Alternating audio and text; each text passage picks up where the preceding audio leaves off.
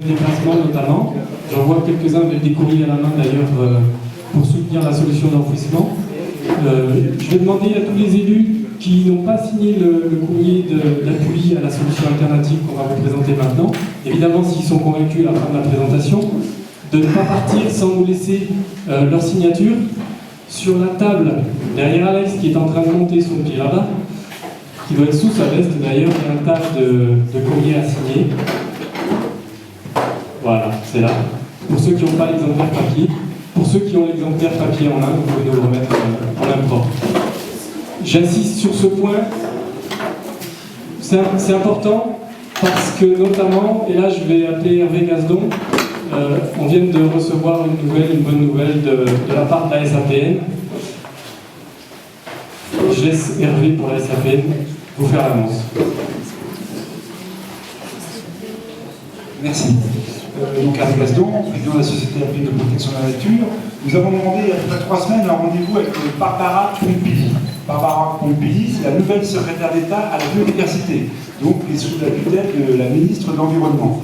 Nous avons demandé il y a 3 semaines, nous avons peu d'espoir pour avoir ce rendez-vous, et nous allons avoir actuellement le résultat. Nous sommes invités à la rencontrer, donc la secrétaire d'État, au boulevard Saint-Germain, au ministère de l'Environnement, vendredi 17 juin. Donc c'est un rendez-vous qui est extrêmement important, puisqu'elle connaît bien la tonalité de notre demande. La délégation serait composée de 4 structures: la Société alpine de protection de la nature, Avenir Haute-Durance, les collectifs NoTHD et le collectif des élus. Et l'objectif que nous avons par rapport à cette demande à Barbara Pompili, l'objectif est unique, c'est l'arrêt immédiat des travaux tant que les jugements du Conseil d'État ne sont pas rendus. Donc nous allons à Paris dans 8 jours avec cette unique demande. On arrête immédiatement les travaux, on attend les jugements du Conseil d'État. Donc c'est quand même une certaine réussite d'avoir un rendez-vous avec le ministre, parce que le secrétaire d'État c'est presque le ministre, alors que nous avons échoué pour avoir un rendez-vous avec le conseiller énergie de François Hollande. C'est quand même une certaine ouverture par rapport à nous. Nous espérons peut-être pas revenir avec le résultat immédiatement, mais au moins que le gouvernement prenne fait et cause par rapport à la solidité de ce projet. Merci.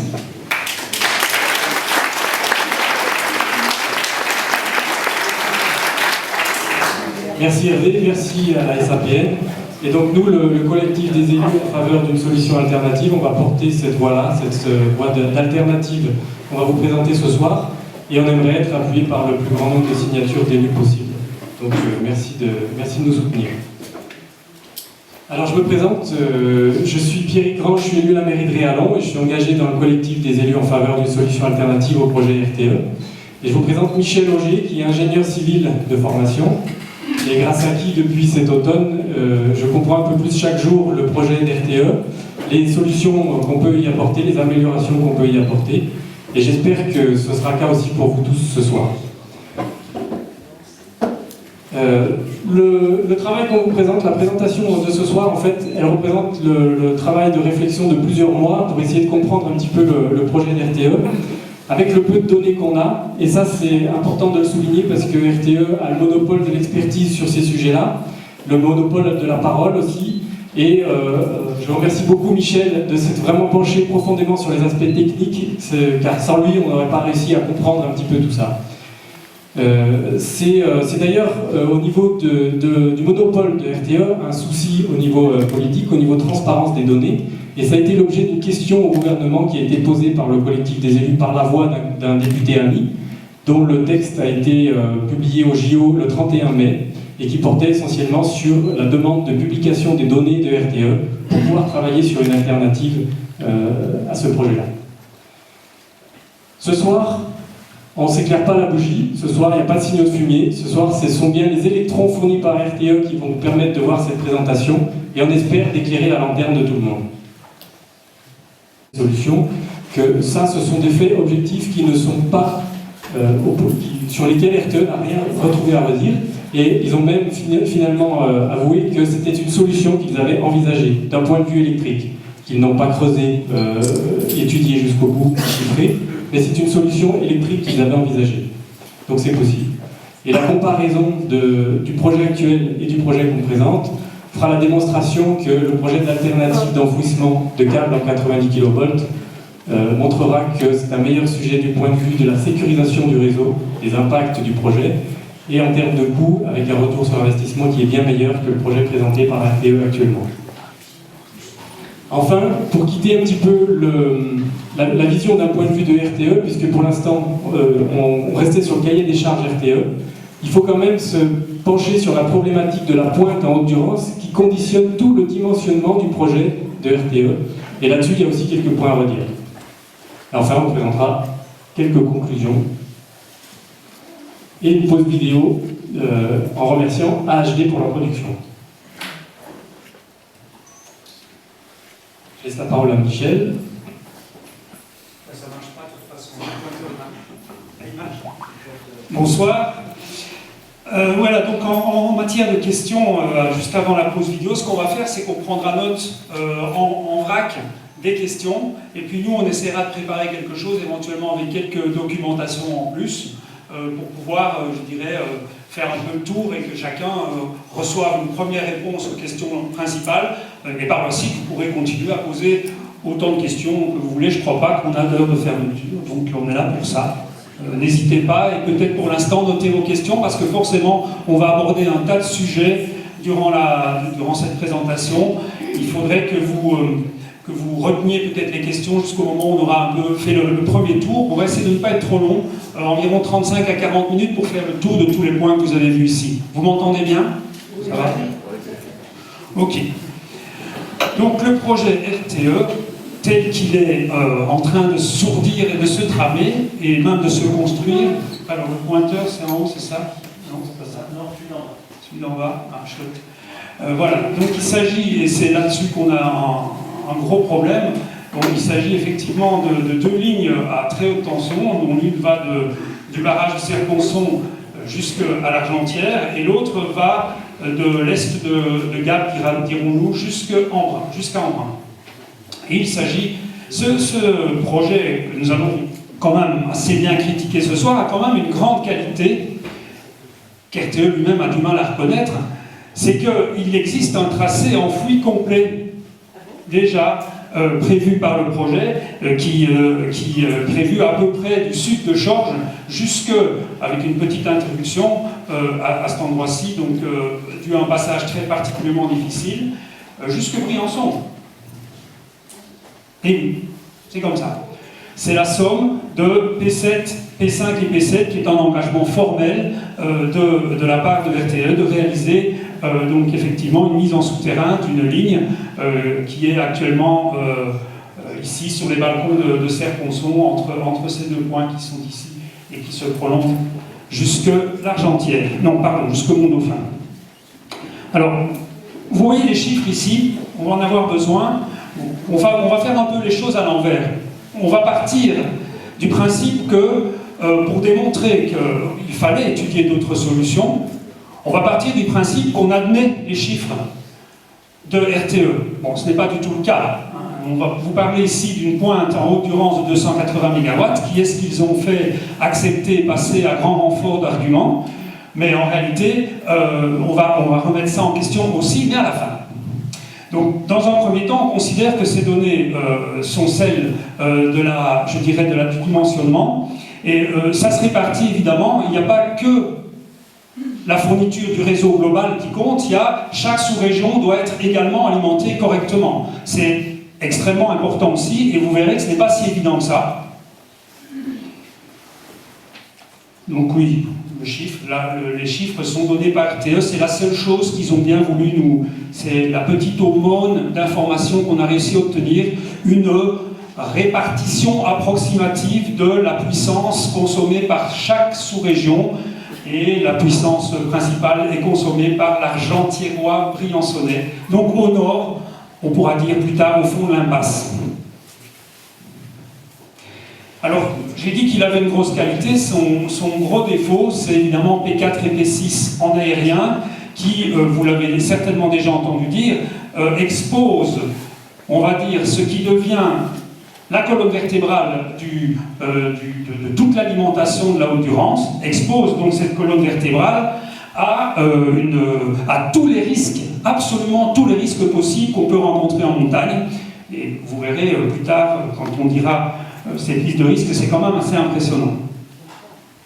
Donc, toute l'alimentation de la Haute-Durance est conditionnée à cela, et donc en cas de rupture pour un type d'aléa qui pourrait concerner les deux lignes, incendie ou avalanche, chute de rocher, éboulement, glissement de terrain en zone donc, sismique, eh bien, il y a un risque très élevé que toute cette partie-là soit coupée complètement parce qu'il n'y a plus d'alimentation. Pourquoi il n'y a plus d'alimentation? Parce qu'il ne reste que cette petite alimentation qui va jusqu'en brun, et forcément tout ça va sauter. En ce qui concerne ça, il peut y avoir une petite répartition et des petits restes disponibles pour le GIES 3, mais c'est un gros point d'interrogation. Cela, il n'y a rien à faire.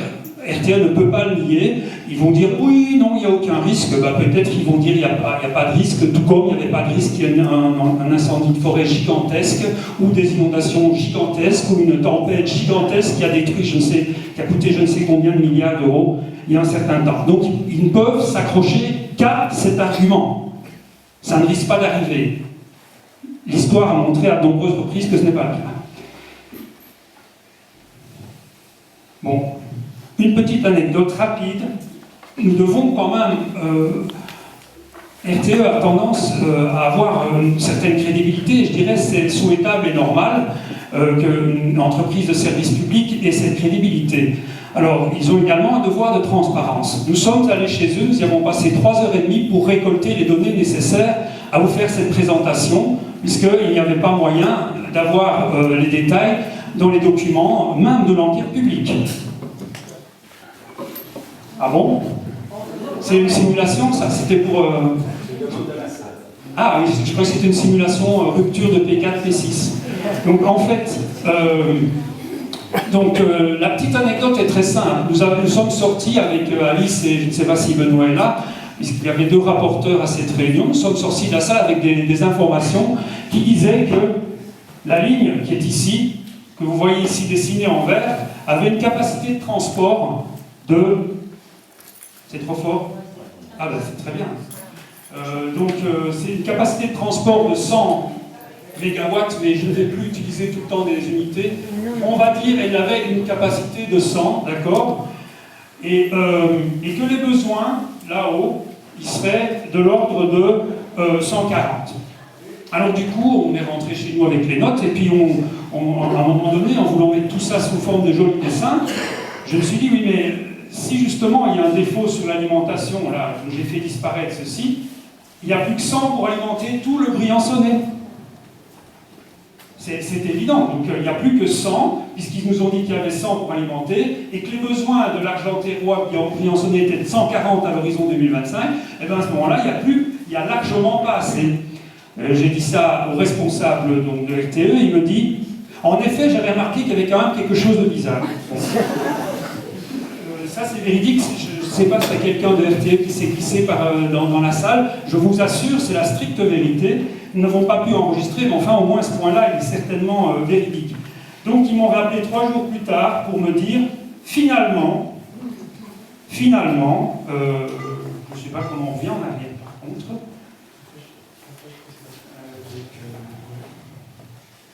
Ils m'ont dit finalement, non, finalement vous aviez raison, parce que moi j'avais dit, vous savez, c'est un peu maigre pour une ligne comme celle-là, c'est un peu maigre quand même, 100.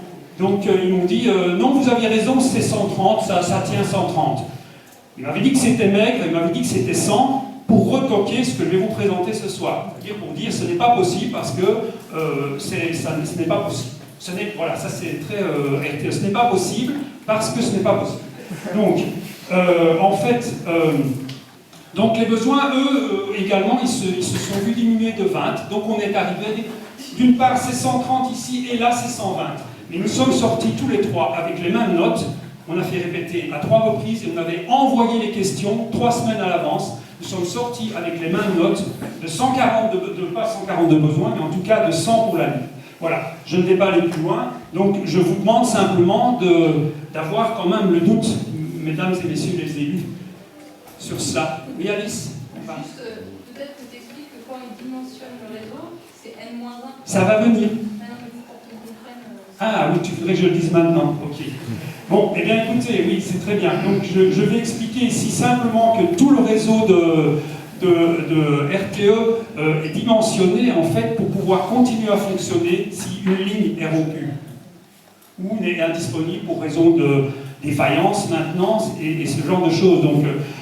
Donc ça veut dire que dans ce cas-là, évidemment, le dimensionnement de base, c'est la base du dimensionnement, c'est ce que Alice a appelé, merci, N-1, ça veut dire un équipement sur N par exemple égale à 4, ne fonctionne plus, ça doit fonctionner pareil.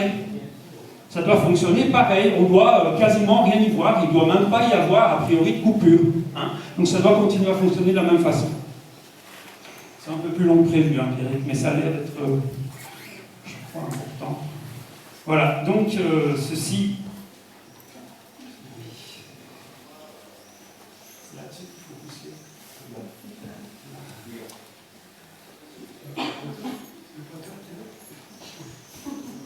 Je veux avancer dans les dias.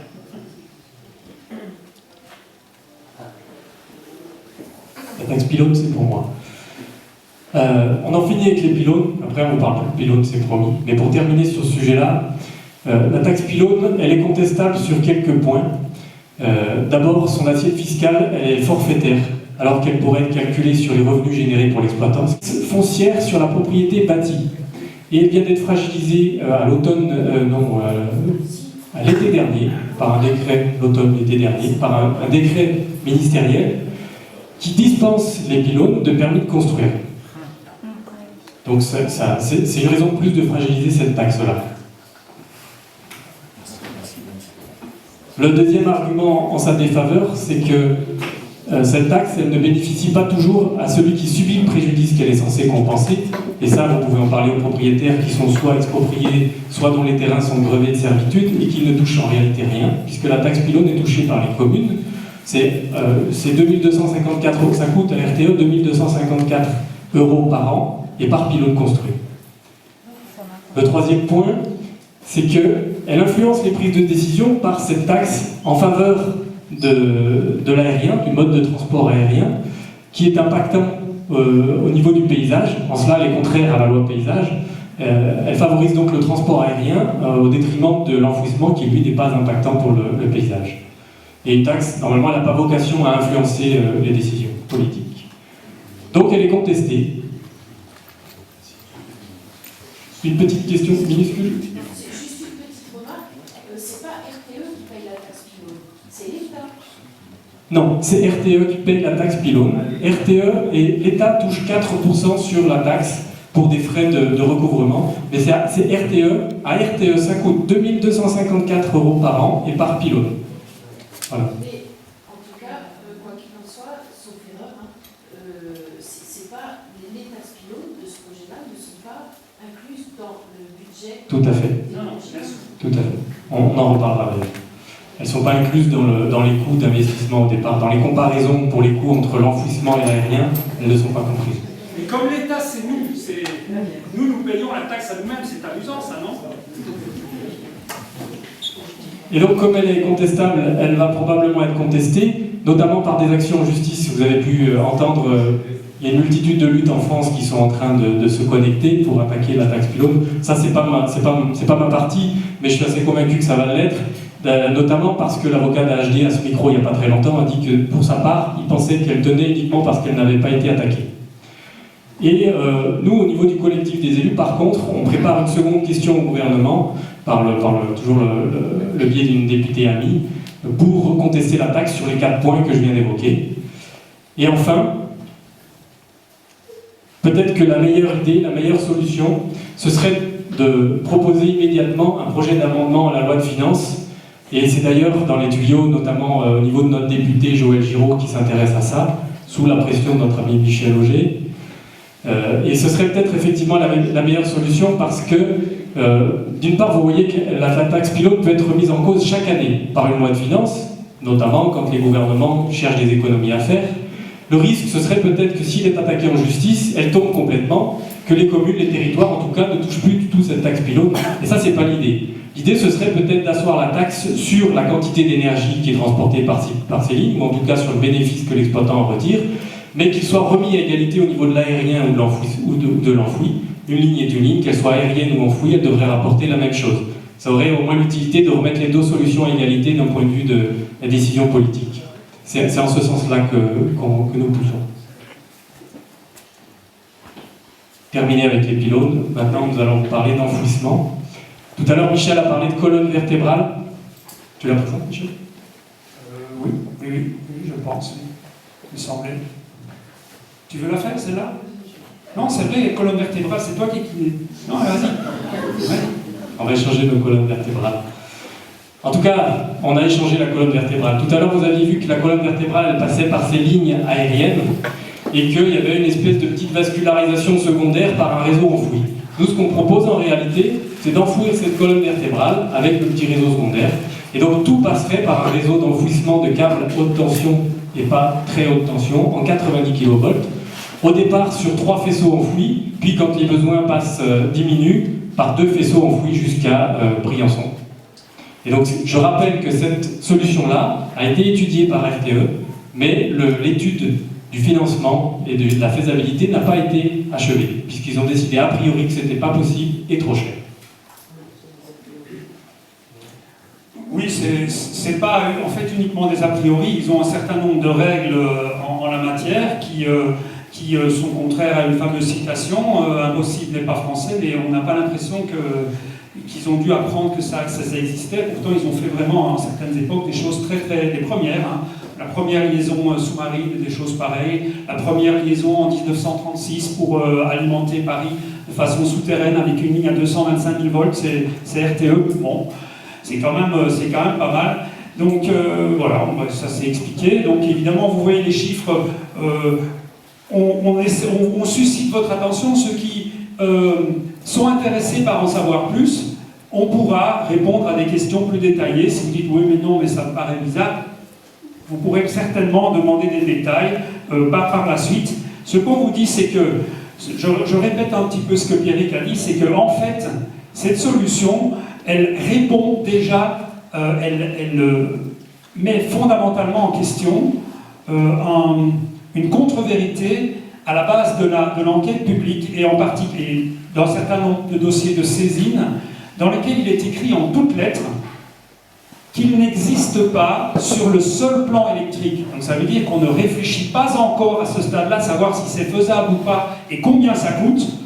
On commence par se demander si sur le plan électrique c'est possible, avec les câbles existants, avec le matériel existant, est-ce qu'on peut le faire? Et la réponse c'est on peut le faire.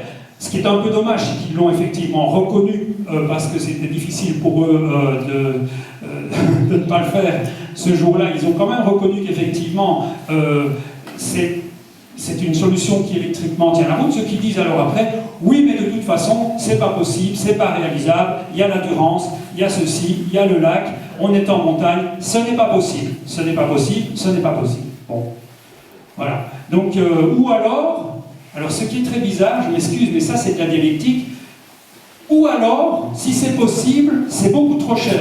Je vous laisse réfléchir, comme disent l'humoriste Antoine, je vous laisse réfléchir une minute là-dessus. Si c'est possible, c'est beaucoup trop cher. Ça veut dire qu'ils ont quand même essayé de regarder combien ça pourrait coûter. Donc ça veut dire qu'ils savent quand même que c'est possible. Et effectivement, ils savaient que c'était possible. Donc du coup, on part sur le principe que c'est possible, et on compare la situation actuelle avec le projet RTE tel qu'on veut l'imposer, qui a commencé à être construit, beaucoup trop tôt d'ailleurs. J'en profite pour vous dire au passage, de rappeler à tout le monde ici que RTE a commencé les travaux sur les 2 lignes principales avant d'avoir les autorisations nécessaires. C'est avéré, ce qui est quand même un peu scandaleux. Bon, voilà. En ce qui concerne les câbles 90 kV, voilà, c'est la dernière colonne. Et que voyez-vous? Je ne vais pas vous faire le détail des chiffres, je vais rappeler quand même, parce que c'est super important, que tout ça est étudié dans 2 conditions qui sont particulières au réseau électrique. La première condition, c'est qu'on dimensionne à la pointe. C'est-à-dire, on dimensionne au moment, on regarde dans l'année et dans le jour de l'année où ça peut se produire, qu'est-ce qu'on consomme au maximum? Parce qu'un réseau électrique ne peut pas, comme un réseau d'eau, se mettre en situation de dire tout le monde consomme plus, on va donner un peu moins à tout le monde. Ça ne marche pas comme ça. Voilà. Ça marche avec le réseau routier, ça marche avec le réseau de distribution d'eau, mais ça ne marche pas avec l'électricité. Ça pourrait faire en sorte, mais c'est pas comme ça que ça marche. Donc, le réseau est dimensionné d'abord à la pointe, et deuxièmement, comme Alice l'a rappelé, il est dimensionné, il doit être dimensionné, c'est une obligation de service public, il doit être dimensionné avec un équipement en moins qui ne fonctionne pas. En l'occurrence ici, surtout une ligne qui tombe en panne. Donc si on simplifie très fort le discours, ça voudrait dire que si vous avez une centrale électrique ici, et que vous avez une ville là, et que RTE doit faire un réseau entre les deux, RTE va mettre 2 lignes. Ça, c'est pour simplifier. Parce que s'il y en a une qui tombe en panne, il faut qu'on alimente pareil. Et ces 2 lignes auront la même capacité, parce qu'elles auront la capacité de la consommation maximale. Maintenant, quand c'est un réseau, quand il y a des mailles partout, comme on dit, c'est beaucoup plus complexe. Mais le principe, c'est celui-là. Ça, c'est quand même bien important de le comprendre maintenant. Vous voyez ici des chiffres en orange. Effectivement, on a atteint la situation de consommation maximum en régime de panne potentielle, là, parce que la capacité du réseau, contrairement à ce que vous pourriez lire à certains endroits, et ils nous l'ont confirmé le 3 mai, elle n'est pas de 220 comme vous le lisez partout, elle est de 310. Donc, quand il n'y a pas de panne, tout va très bien, et tout peut encore aller très bien jusqu'en 2025. Mais s'il y a une panne, ça ne va plus, on tomberait, c'est du conditionnel, on tomberait dans une situation limite. On est juste à la limite. Ça, c'est important de le comprendre aujourd'hui. Alors, parce que vous allez dire, mais ils ont dit que ça allait sauter, et ça n'a pas sauté. Ben, ça n'a pas sauté parce qu'il y avait une panne, c'est tout. S'il y avait une panne, ça aurait peut-être sauté, on est juste à la limite. Alors, là, il faut... Pourquoi il y a des chiffres en rouge? Vous avez lu partout, ceux qui se sont intéressés à ces projets ont lu partout, ont lu dans les journaux, ont lu dans la presse, ont lu que il y a une vieille ligne datant 1936, qu'en parenthèse, on veut refaire la même technologie, hein, on veut faire des pylônes avec des fils entre, ça c'est une technologie de 1936. Donc il y a des pylônes avec des fils entre qui pourraient sauter, ils sont trop vieux, ils pourraient avoir des problèmes, et c'est cette vieille ligne qui est en cause. C'est faux. C'est archi faux. Si on calcule, et j'invite ceux qui aiment bien jouer, parce que là c'est presque un jeu, si on fait un jeu, on constate que le problème ne vient pas de là. Le problème, il vient de la ligne qui vient entre Serre-Ponçon et Embrun. Voilà. Donc, brièvement, donc ce réseau, on vous a montré tout à l'heure cette situation limite, donc on ne voit pas pourquoi on surdimensionne à ce point-là la ligne limite ici. Et là, j'inviterai évidemment les gens de l'Argentiérois et du Briançonnais et du Quiestrois, parce que c'est très confortable pour l'Embrunaire. Poser la question un jour, c'est de voir pourquoi il y a ce problème ici, où on se retrouve exactement en situation limite. Je leur expliquerai volontiers. Dans le réseau qui est dimensionné, évidemment, ici, on n'a aucun problème, tout est en vert. Et j'en ai terminé pour cette comparaison. Une précision, Michel. Ouais, ce qui est intéressant de regarder sur cette diapo, c'est les chiffres en N-1. Voilà, ce chiffre-là, ces 2 chiffres-là, à comparer avec leur solution. Donc notre solution, on installe 450 MW de puissance pour l'ensemble du territoire. Eux, ils en installent 670. En régime N-1, nous c'est 300, eux c'est 370. On voit déjà qu'eux, ils installent beaucoup plus de puissance, nous beaucoup moins, pour les mêmes qualités. Et on va même voir pour de meilleures qualités électriques, en tout cas sécurisation. Et ça explique en partie pourquoi, après, dans les coûts, on retrouve une solution qui n'est pas très éloignée au niveau du coût entre la leur et la nôtre. Excellente remarque.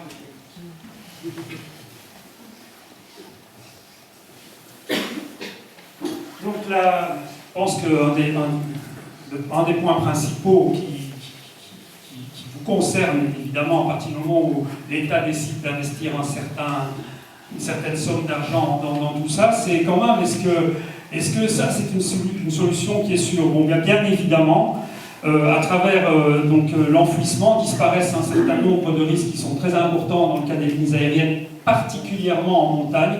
le fameux risque givre-neige. Il y a un phénomène qui fait que dans certains cas, les câbles s'alourdissent et ont un risque de rupture avec, bien sûr, le poids du givre. Je ne vais pas vous expliquer le phénomène physique, mais c'est quand même assez spécial. Vous avez bien sûr le risque avalanche, l'avalanche séculaire qui n'a pas eu lieu depuis longtemps sur le mont Guillaume, mais qui peut très bien se produire, et vous avez 2 lignes en dessous. Vous avez bien sûr les risques tempêtes qui ont prouvé les dégâts qu'ils pouvaient faire la dernière fois, que ça a coûté 4 milliards d'euros à EDF. Vous avez bien entendu le risque sismique et géologique, c'est-à-dire le glissement de terrain en pente, le risque effectivement de dégâts en plat, je dirais, le long d'une route est évidemment nettement plus faible, voire inexistant. Les chutes de rochers et éboulements qui peuvent évidemment affecter bien sûr les lignes, et surtout s'il y en a 2 qui sont en parallèle. Et bien sûr l'incendie de forêt. Bon, ce n'est pas aux gens du côté de l'Argentière qu'il faut dire que ça n'existe pas. C'est quand même quelque chose dont on sait que ça existe. Et il y a eu beaucoup de chance aussi du fait que ça n'ait pas, je dirais, mis en question la ligne, parce qu'il faut savoir que lorsque l'incendie prend et chauffe d'une façon différentielle un des poteaux, il y a ce qu'on appelle un risque de fluage, c'est-à-dire que vous pouvez avoir le poteau qui commence à se déformer, ne fût-ce que légèrement, et là, le poteau est en danger. Bon. Voilà. Donc, résultat, bien sûr, une ligne enfouie, ça représente un réseau bien mieux sécurisé. Et voilà, je rajoute juste parce que vous devriez d'ailleurs, vous demander si, avec tout ce qu'on voit dans les journaux télévisés, et la flotte, et le risque d'inondation, eh bien, il n'y a pas de risque non plus, c'est assez récent, mais maintenant, donc les câbles sont bien sûr des câbles qui ne sont plus exposés à ce genre de risque, et les boîtiers qui les connectent, puisqu'on ne peut pas mettre un seul câble toute une longueur, les boîtiers qui les connectent sont étanches, et c'est assez récent qu'on est vraiment complètement à l'aise avec cette technologie. Donc voilà, on peut chercher qu'est-ce qu'il y a comme risque avec une ligne enfouie. En général, on l'enfouit. Si elle fonctionne, s'il n'y a pas de défaut, ben elle fonctionne pour 80 ou 100 ans. Voilà. C'est beaucoup trop cher. Si c'est possible, c'est beaucoup trop cher. Eh ben non. Non, c'est pas vrai, parce que, bien sûr, Pierrick a donné la raison fondamentale. Si on fait les choses sobrement, c'est-à-dire qu'on ne surdimensionne pas et qu'on fait les choses, on met ce qu'il faut avec une marge de sécurité suffisante, mais pas trop grande, en respectant juste ce système de surdimensionnement obligatoire qui veut dire qu'il doit exister toujours un circuit de secours, eh bien, si on fait ça et qu'on utilise les bases de coûts exorbitantes au sens de nos voisins de RTE, eh ben, on arrive non pas à un surcoût de 130 millions d'euros, mais de 30 millions d'euros. Alors, j'ai mis 136. Pourquoi? Parce que si on utilise une technique qu'on utilisait dans le passé pour les câbles, à l'époque où ils coûtaient trop cher et que les prix des câbles ont bien baissé évidemment pour la même chose, on peut mettre, au lieu de mettre un circuit complet, on mettait juste, dans certains cas, un 4e câble de sécurité. Parce que c'est très rare que tous les câbles pètent en même temps. En général, quand il y a un câble qui a un problème, et il y en a de moins en moins, on peut faire un circuit de secours. Alors RTE n'aime pas beaucoup ça, mais RTE n'aime pas non plus qu'on mette ses idées en question. Donc, Michel, il faut peut-être préciser qu'un câble, une liaison, c'est 3 câbles en triphasé. Oui, tout à fait. C'est pour ça que si on rajoute un seul câble, c'est beaucoup moins cher d'en rajouter 3. Voilà, quand on double la liaison, on met 3 câbles à côté, on double toute la liaison. C'est comme si on disait, en cas de problème sur l'autoroute, on a une autoroute à 3 bandes, on met une autoroute de secours à côté qui a aussi 3 bandes. Voilà, on met 3 bandes et puis cette autoroute, elle est vide tout le temps. Mais peut-être qu'une bande suffit à régler la plupart des problèmes. Voilà. Donc, en électricité, c'est évidemment possible. Il suffit de reconnecter le câble, je dirais, avec des systèmes bien sûr automatiques, et puis on a tout le temps de réparer, le câble est effectué. Je rappelle, c'est hyper important, que les pannes sont rarissimes, beaucoup plus rares que sur les lignes aériennes. Elles sont rarissimes avec les technologies actuelles. Voilà. Voilà, et si on utilise une base un peu plus raisonnable, mais c'est quand même pas exagéré, j'ai pas pris le moins cher, j'ai pris une base raisonnable, les plus grosses lignes enfouies chez notre voisin du Nord, Elia, n'est-ce pas, et donc 0,8 au lieu d'un 0,6 et 0,5 au lieu de 0,65, on tombe à moins 2 millions. Voilà, donc c'est pas plus cher. En disant que de toute façon, en matière de coût d'exploitation, c'est beaucoup moins cher, de toute façon. Il y a récupération de beaucoup d'argent par la suite. Ah oui, ça c'est la base de tout, mais bien sûr, c'est pour ça qu'on est là. Hein. Donc ça, je parle dans les avantages, ici dans le fait financier, on peut retoquer cet argument sans problème. Voilà, alors, je vais vous parler brièvement des besoins à la pointe, puisque maintenant on en est arrivé au stade de dire, ah mais ce sont des renégats, ils ont tout fait comme RTE. Vous êtes en train de dire ça, j'espère qu'il y a au moins une personne qui est en train de se le dire, mais ici qu'ils ont tout fait pour faire plaisir à RTE avec le maximum de tout, etc. Bon, alors parlons un peu de ça. 180 MW en 2009. 2009, c'est déjà il y a longtemps. 40 MW de tendanciel en plus. L'évolution des besoins à la pointe, hein, puisqu'on dimensionne à la pointe. 40 MW de tendanciel. C'est quoi le tendanciel? Eh bien, c'est ce qui se passe, c'est l'augmentation naturelle si on tient juste compte de l'augmentation de la population, de la fréquentation des stations d'hiver, etc. Bon. Alors, il faut quand même juste dire que c'est si les gens ont le même comportement et si les bâtiments se comportent de la même façon. C'est le tendanciel. Donc déjà ça, c'est un peu limite. C'est pas avant, donc 40 MW de tendanciel, c'est quoi? Alors, les mégawatts, c'est une puissance. Les mégawatts, c'est une puissance, c'est-à-dire, en quelque sorte, c'est la dimension de la canalisation, c'est la puissance instantanée, c'est-à-dire, par exemple, comment on appelle ça, une raclette, un appareil à raclette, ça consomme environ 800 watts. Eh bien, on va dire que la totalité de la haute durance, donc s'il se trouve un peu au-dessus de Serre-Ponçon, demande 180 MW. Alors 180, ça fait quoi ça qu'est-ce que ça fait 3 ampoules de 60 watts, et ben ça fait 1 million fois ça. Voilà. 1 mégawatt, c'est 1 million de watts. 180 MW, c'est 180 millions de watts. C'est la puissance appelée, nécessaire pour satisfaire les besoins de toute la haute durance à la pointe en 2009. Instantanément, à un moment donné, on atteint, si on avait un gros appareil qui mesure la puissance, on verrait 180 millions de watts. Bon. Il y a une jolie petite vidéo qui suit et on voit une belle vidéo là-dessus.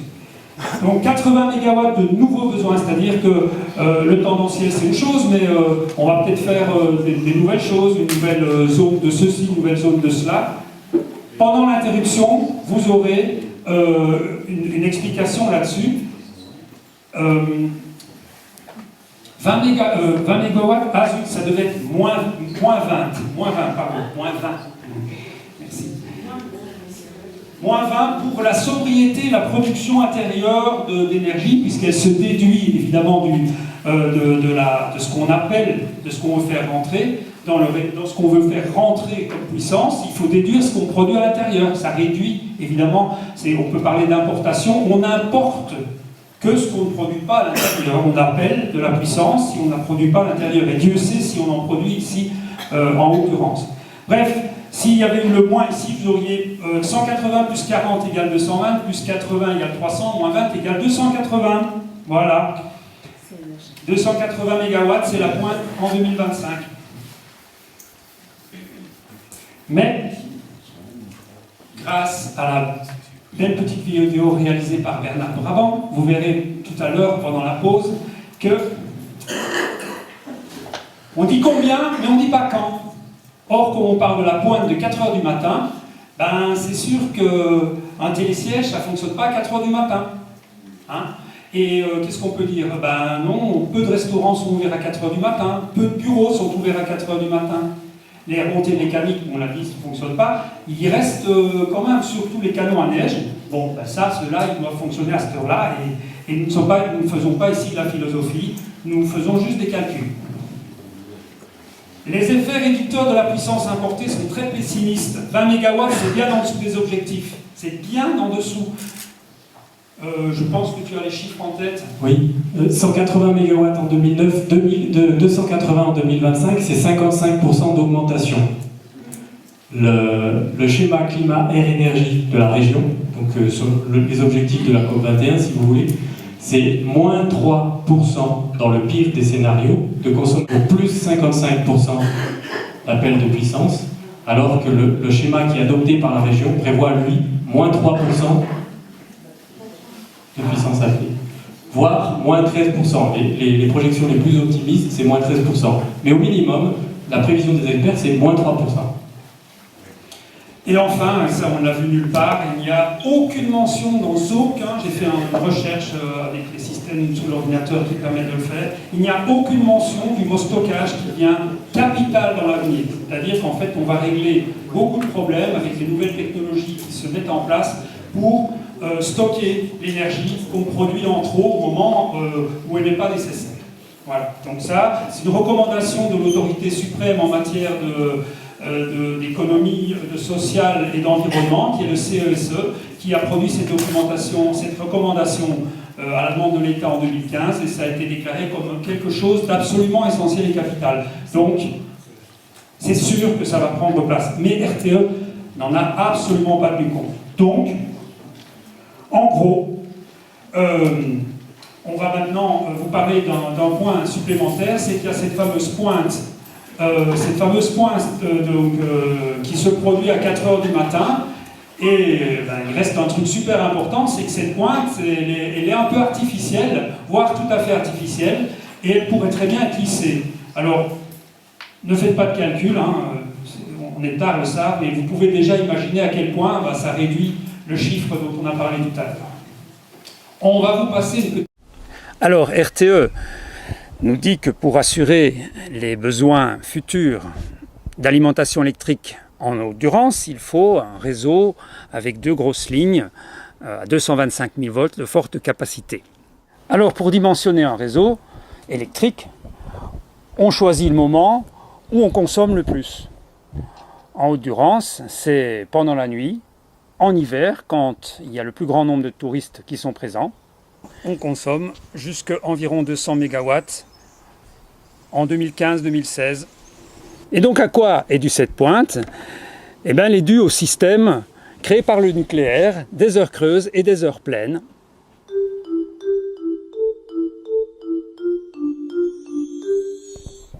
Les 2 plus grands consommateurs dans cette situation de pointe, ce sont les ballons d'eau chaude, le chauffage au sol. Mais pourquoi ces appareils consommateurs très gourmands en électricité se déclenchent-ils tous en même temps?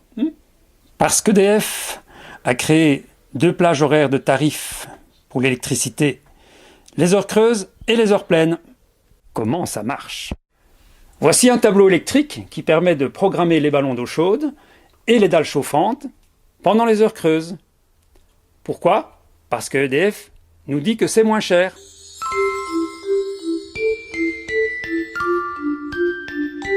EDF vous a fait souscrire un contrat, heure pleine, heure creuse. Les heures creuses sont en général de 1 h à 6 h du matin. Prenons une journée qui commence à 7 h. Nous sommes en heure pleine.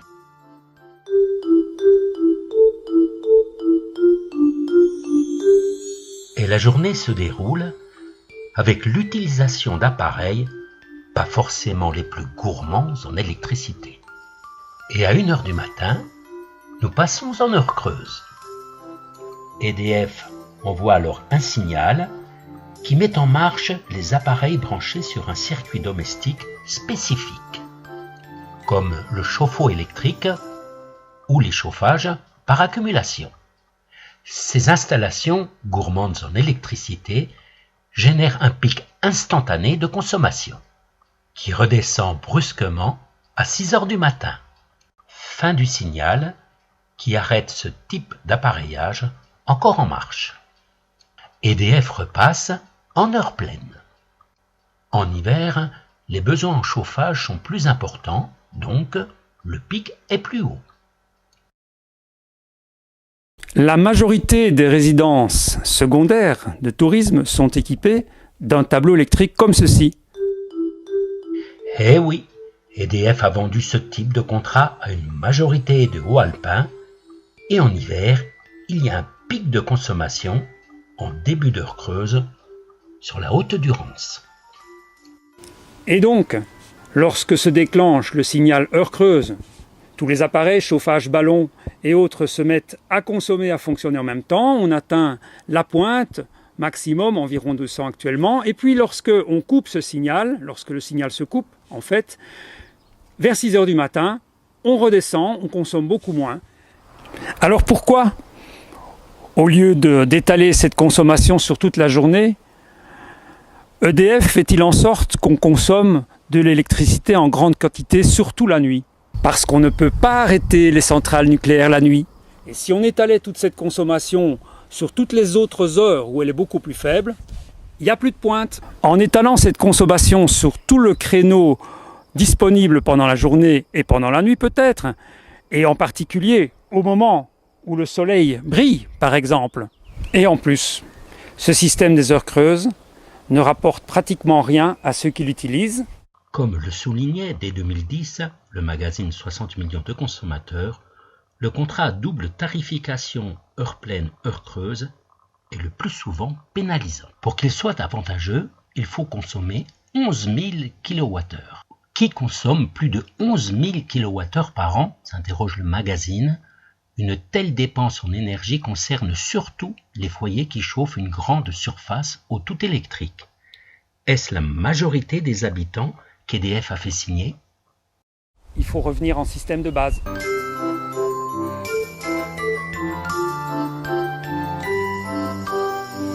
Qu'est-ce qu'un bon dimensionnement? C'est quand la solution est adaptée à la taille du problème. Problème à résoudre, je voudrais accompagner mon repas d'un petit verre de vin.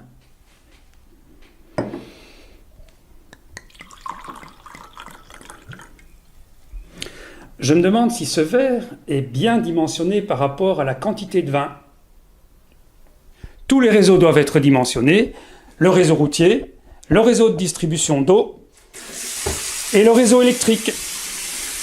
Si tout le monde prend de l'eau en même temps, le seul problème que ça pose, c'est que tout le monde aura un peu moins de pression au robinet. Si je branche trop d'appareils électriques sur le même circuit, ça va sauter. La particularité du réseau électrique, c'est la sécurité d'alimentation. RTE a l'obligation de service public de continuer à assurer la fourniture d'électricité, même en cas de défaillance d'une ligne. Il faut donc au moins une ligne de secours. Quels sont les besoins en électricité à la pointe en hiver actuellement? Pour le Briançonnais et du côté de l'Argentière, 88 MW, pour le Guillestrois et le Queyras, 56 MW, et pour l'Embrunais, 56 MW. Les pics de consommation de la Haute-Durance s'élèvent à 200 MW. Nous sommes alimentés par une ligne venant du nord de 100 MW, une deuxième ligne venant du sud de 100 MW également, une troisième ligne de 40 MW et une quatrième ligne de 70 MW. RTE peut assurer à ce jour jusqu'à 310 MW. Et la consommation en pointe est généralement de 200 MW. Pourquoi laisser une marge de 100 MW?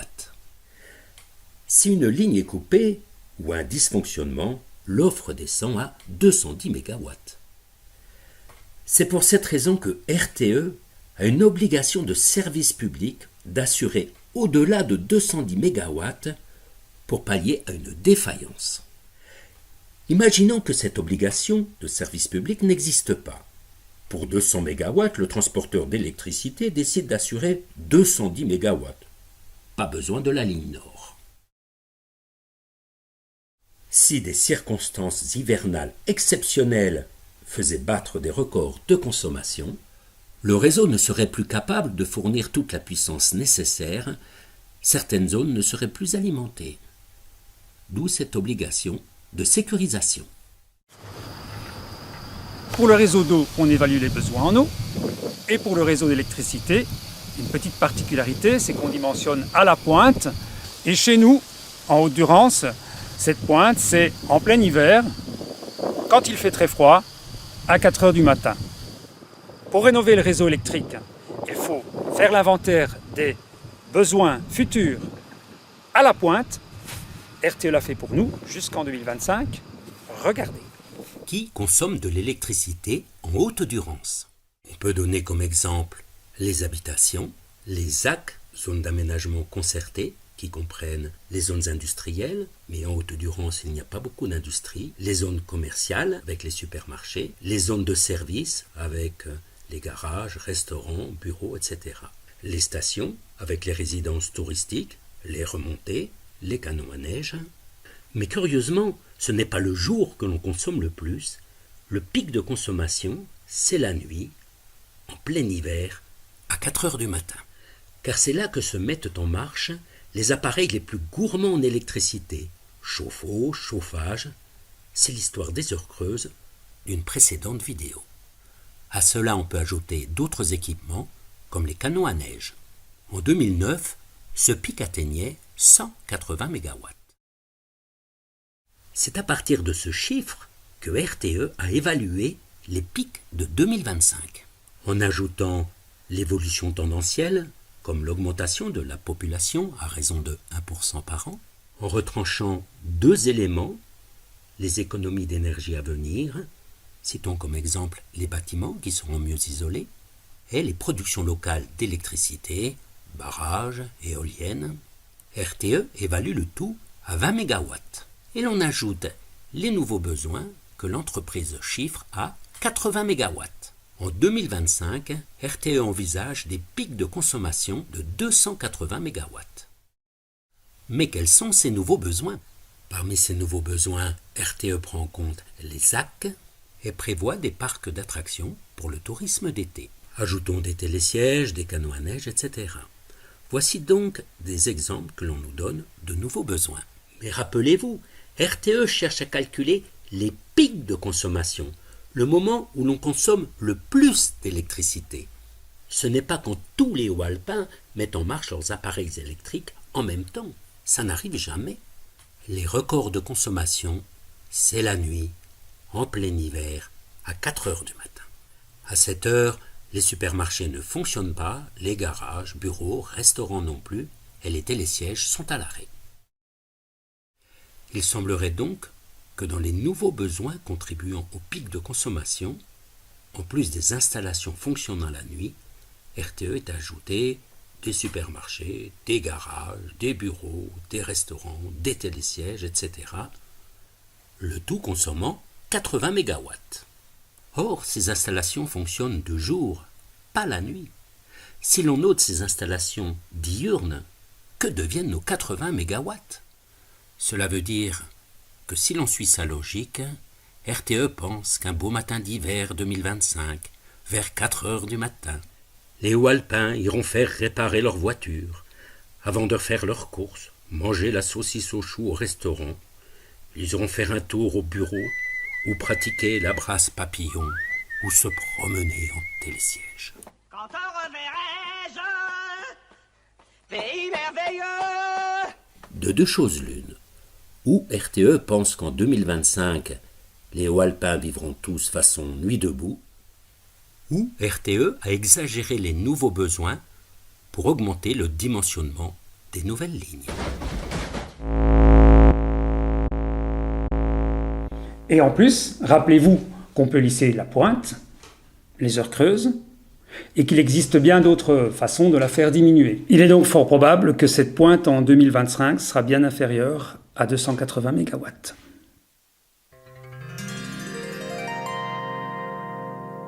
Celui-ci me semble parfaitement dimensionné.